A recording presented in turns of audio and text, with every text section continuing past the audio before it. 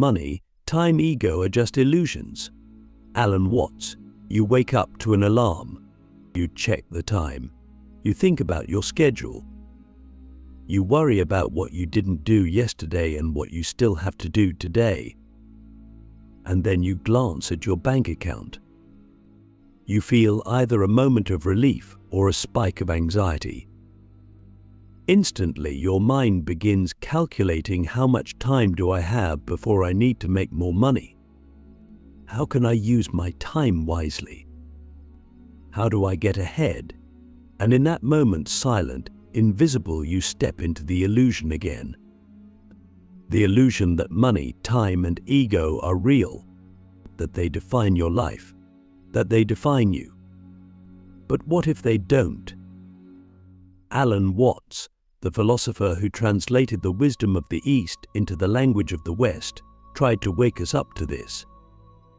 He said that most of us are dreaming while awake. We move through the world under the spell of ideas so deeply embedded in our minds that we forget they're ideas at all. We treat them as reality, but they're not.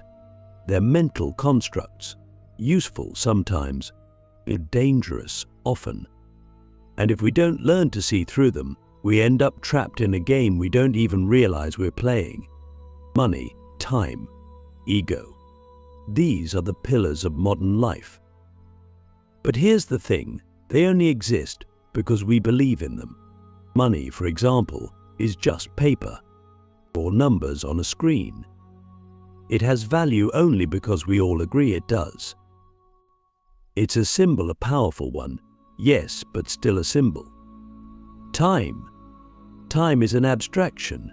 Nature doesn't operate on clocks. The stars don't tick. The waves don't schedule.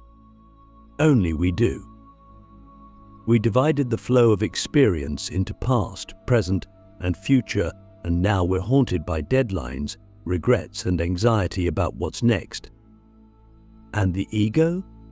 The ego is the biggest illusion of all. The idea that you are a separate self, isolated from everything else, controlling your life from the cockpit of your skull. But when you look deeper, that boundary falls apart. Click subscribe to this channel to get more topics you love. Let's start with money. You were not born with a need for it. A baby doesn't care about cryptocurrency. Money is a tool we invented like language or fire. But somewhere along the way, we made the tool into a god.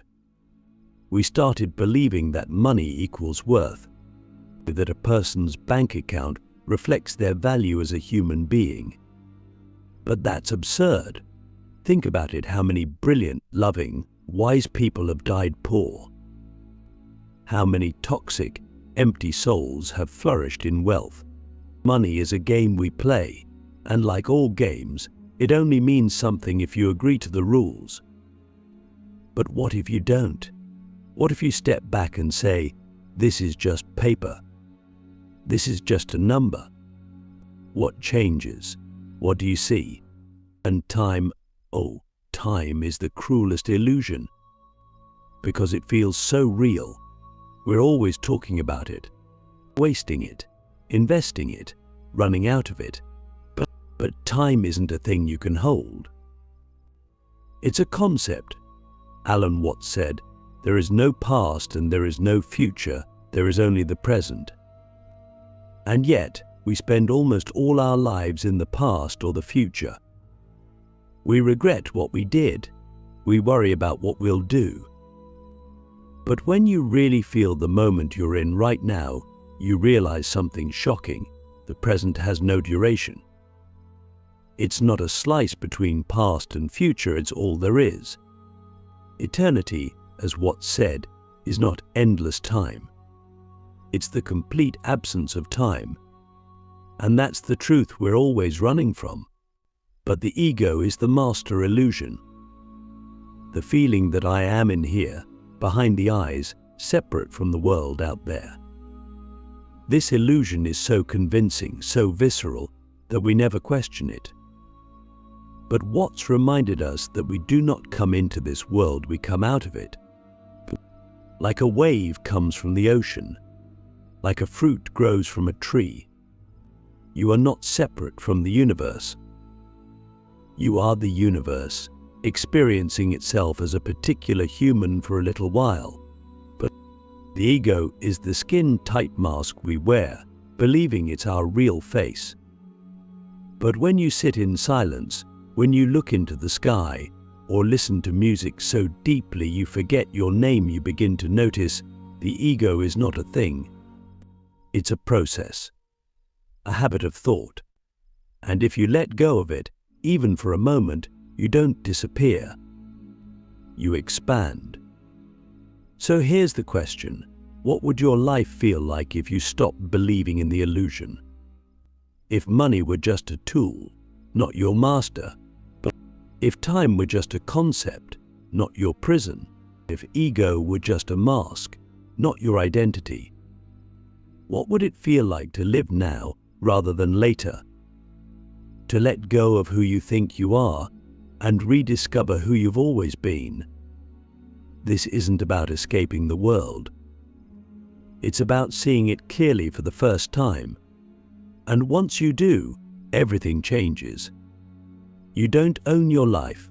The myth of control and the freedom of letting go. We've been told a story since childhood, a story so pervasive that we rarely think to question it.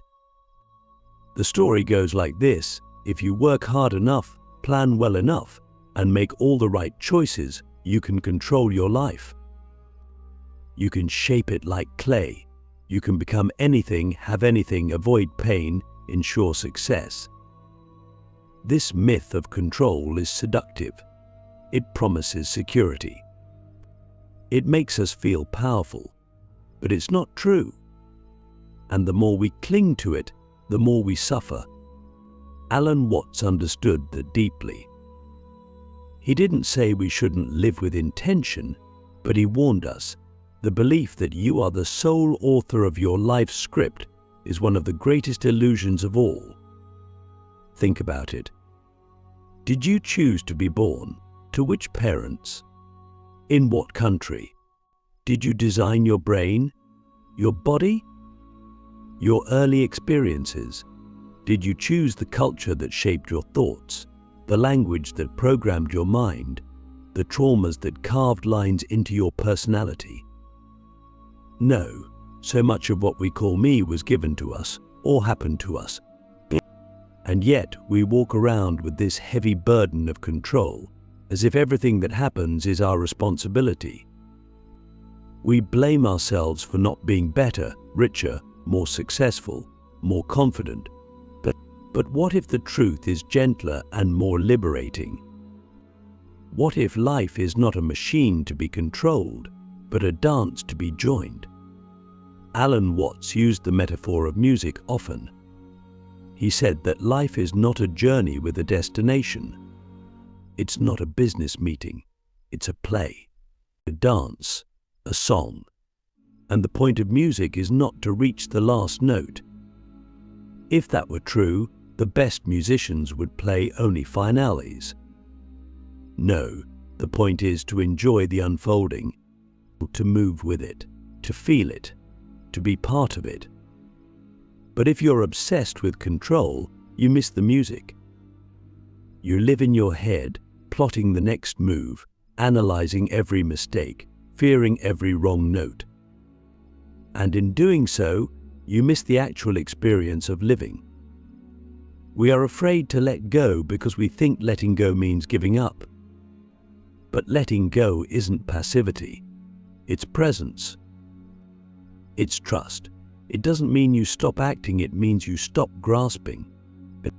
You stop trying to force life into your narrow expectations and instead allow it to unfold in ways you could never predict. And often when we do that, we find that life knows how to live itself far better than we know how to manage it. Here's the deep question.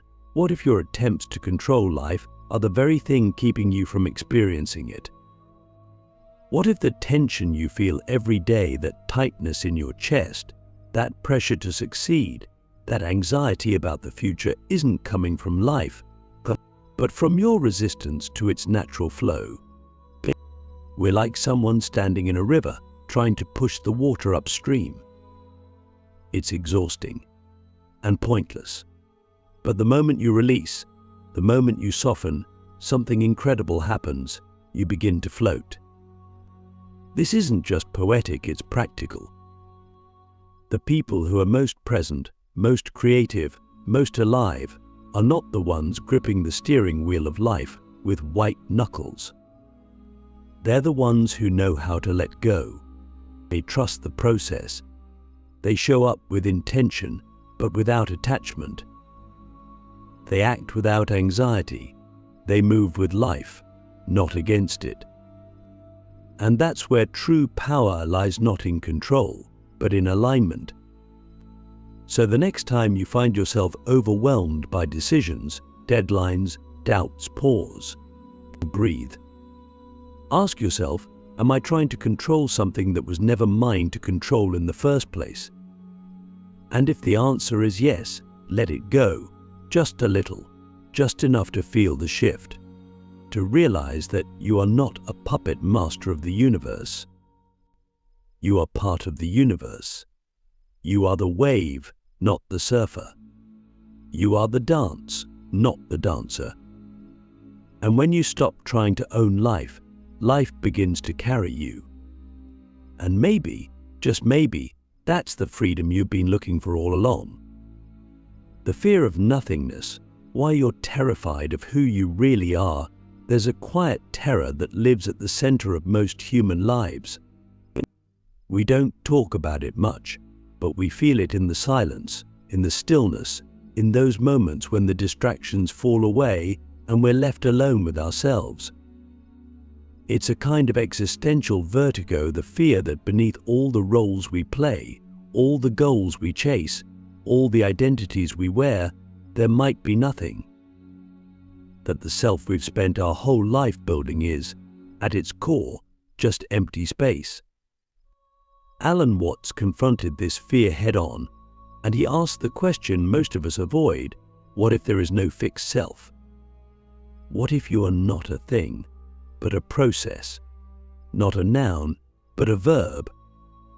This frightens us deeply, because we've been conditioned to believe that our identity is something solid, something real, something we have to defend, protect, and constantly reinforce. I am this, we say. I am not that. We define ourselves by our preferences, our beliefs, our achievements, our history. But when you start to look closely, really closely at the I you call yourself, something strange happens. You can't find it. You can find thoughts, sensations, memories, emotions, but no thinker, no feeler, just a flow. This is what the Buddhists call anatta, no self. Not because you don't exist, but because the self you think you are is just a story, but convenient fiction. A mental construction held together by habit and fear. Why fear? Because we are terrified of being nothing. We equate nothingness with death, meaninglessness, insignificance. But Watts flips this on its head. He says the reason we fear nothing is because we don't understand it. We think nothingness is a void, a lack, a hole in the universe. But what if nothing is not the absence of being, but the presence of pure potential? What if, beneath all the noise of identity, what you really are is spaciousness? Not a fixed self, but the awareness in which all selves appear and disappear like clouds passing through an open sky. That's not just philosophy, that's freedom. Because if you are not a fixed identity, you don't have to defend yourself all the time. You don't have to constantly prove your worth, control your image, or carry the crushing weight of being somebody. You can flow, you can change, you can dissolve into laughter, into silence, into love, without needing to ask, What does this say about me? You stop trying to be, and you just are. But to get there, you have to face the fear. You have to let the old identity crack. You have to sit in the silence and feel the emptiness you've been avoiding. And when you do, something astonishing happens. The emptiness isn't empty, but it's full of presence, full of life, full of everything. The self dissolves, and in its place there's just this moment, this breath, this awareness. You realize that what you are is not a name, not a personality, not a narrative. You are the space in which the entire universe is unfolding. So ask yourself, who are you without your story? Without your job, your past, your fears, your name? If everything you've clung to as me were to fall away, what's left? Most people run from that question. But if you have the courage to stay with it, to drop deeper into the stillness, you'll find not terror but peace, not absence but presence, not death but rebirth. What's often said that the ego is a social institution. It's maintained by language, by memory, by comparison. But underneath that structure is something wordless, timeless, and free. You've touched it before, maybe in nature, in music, in love, in awe. You felt it when time stopped, when thought paused, when everything was suddenly enough. That's the real you. Not the mask, not the performance, but the awareness behind it all. Maybe you're not afraid of being nothing. Maybe you're afraid of realizing you've always been everything. The game of life, how to play without getting played life, is a game. Not in the dismissive, cynical sense, but in the deepest, most profound way. Alan Watts said it best. This is the real secret of life, to be completely engaged with what you are doing in the here and now. And instead of calling it work, realize it is play. But most of us don't live that way. We've taken this game, this cosmic dance, this divine theater, and turned it into a grim competition, a race, a test, a ladder we climb, never asking who built it or where it leads. And in doing so, we've forgotten the rules. Or rather, we've forgotten that it's a game at all. Look around. Everyone's trying to win. Win at money. Win at love. Win at health. Win at being the smartest person in the room. But what does it mean to win at life? What's the prize? More stuff? More followers? More validation from people who are also pretending to know what they're doing. The truth is, when you play a game without knowing it's a game, you become a pawn. You get played. The systems of society, capitalism, status, ego start moving you, and you mistake their goals for your own. But when you remember it's a game, something magical happens. You start to play. You take risks. You laugh more. You stop taking things so personally. You stop trying to control the outcome of every decision. You realize that the point isn't to win, it's to play fully, to show up, to engage, to dance with life as it shows up, not as you wish it would be. And here's the paradox. The people who play the game lightly, who aren't obsessed with winning, who are here for the joy of it, they often succeed. More than those who grind themselves into dust chasing goals they don't even understand. Why? Because they're not resisting the flow. They're aligned with it. They're not forcing life, they're dancing with it. That's what Watts meant when he spoke of the art of living. It's not about conquering life, it's about cooperating with it. So ask yourself, are you playing the game or being played by it? Do you measure your worth by external symbols, money, title, reputation, or by the depth of your experience, the quality of your presence, the honesty of your joy, Are you so busy trying to win that you've forgotten how to live?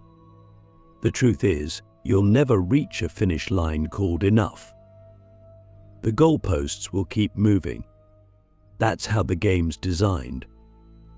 But the moment you realize that the chase is the illusion, and that the real game is right here, right now, everything changes. You stop performing and start participating. You stop surviving and start living. In the end, money fades. Time slips, ego dissolves. But the experience, the play that's yours, that's the gift. Not to win, not to own, but to be. So play well, play freely, and above all, remember it's just a game.